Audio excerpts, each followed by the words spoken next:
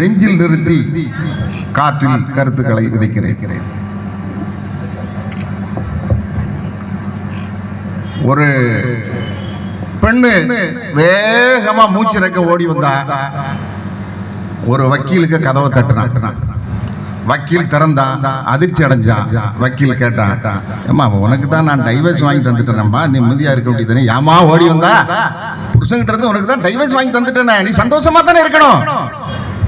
அவ சொன்னான், இல்லை இல்லை இல்லை, என் புருஷன் எனக்கு எதிராக சிரிச்சுக்கிட்டே போறான், அவன் ஜாலியா இருக்கிறான், அவன் நாசமா போனான், மறுபடியும் என்ன அவன் கூட சேர்த்து வை, அவனை சேர்த்து வச்சு அவனை நாசம் பண்ணிடுவேன், ஒரு நாள் அவன் நிம்மதியா இருக்க மாட்டான் அப்படின்னு ஒரு பொண்டாட்டி கேட்டான். அதே மாதிரி தமிழ்நாடு 2026 அத புரட்சி தமிழர் எங்கள் எடப்பாடியார் காப்பாத்தி கொண்டு வரணும்னா இந்த தத்தி ஸ்டாலின் நான் தான் வருவேன், நான் தான் வருவேன், மறுபடியும் நான் தான் வருவேன். இந்தியாவில் நம்பர் 1 முதலமைச்சரா, நம்பர் 1 டீலர் தான் கேள்விப்பட்டிருக்கோம், இந்தியாவில் நம்பர் 1 முதலமைச்சர். அவனுக்கு சொல்லிக்கிறான், யானை தனக்கு தானே மண்ணள்ளி போடுறவன் அவனையே போட்டிக்கிறான்.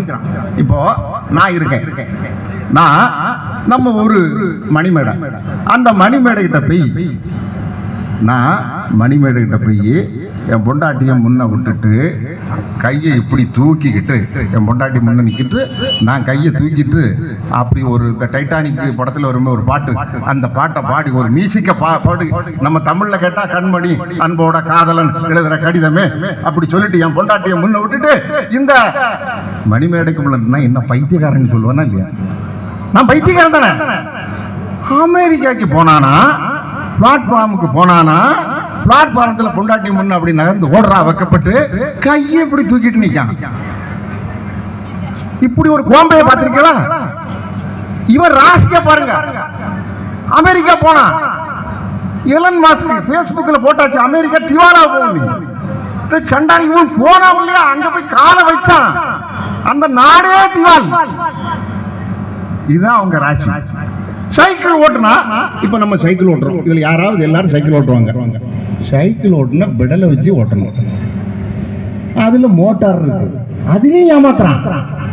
மோட்டார் வச்சுட்டு அதையும் தள்ளி விட்டுருக்காங்க, விட்டுட்டு எடுங்க எடுங்க போட்டோ எடுங்க போட்டோ எடுங்க போட்டோ எடுங்க. அவர் நல்லா ஓட்டுறாரு, ஆரோக்கியமா இருக்காரு. இப்போ அண்ணா கொஞ்சம் அண்ணாவை நான் சொல்லிக்கிட்டு தான் அப்புறம் நான் இங்க வரணும், அவருக்கும் கச்சேரி வைக்கணும், உதயநிதிக்கு வைக்கணும், இந்த களவாணி வாத்தியார் அப்பாவுக்கும் வைக்கணும். முதல்ல அண்ணாவுக்கு சொல்லிட்டு வரணும்.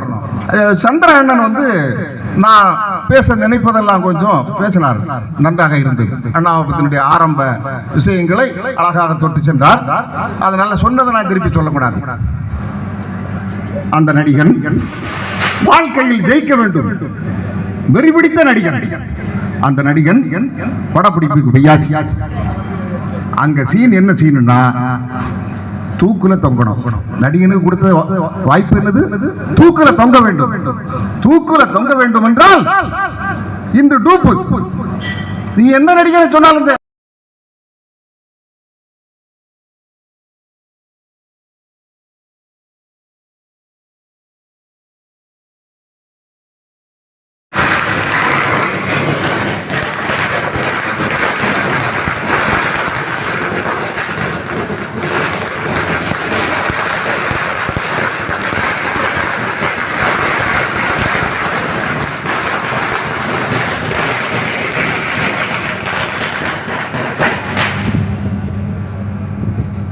சில எந்த நடிகரை நீங்க பார்த்தாலும் அதுக்கு டூப்பு நடிகர் இருப்பாங்க.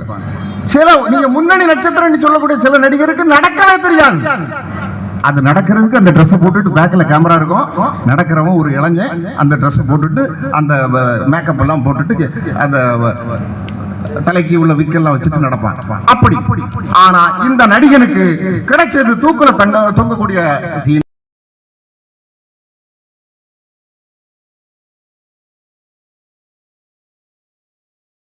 நிஜமாவே அந்த கயிறு இருக்கிட்டு சில வினாடிகள் தாமதித்தால் அவர் இறந்திருப்பார்.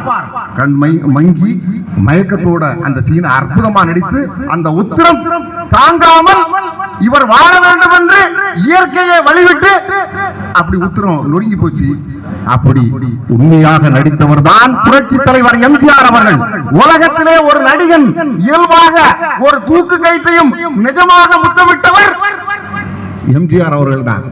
அவருடைய வணக்கத்திற்குரிய இயக்கம் அன்றைய திமுக என்றால் அது அண்ணா.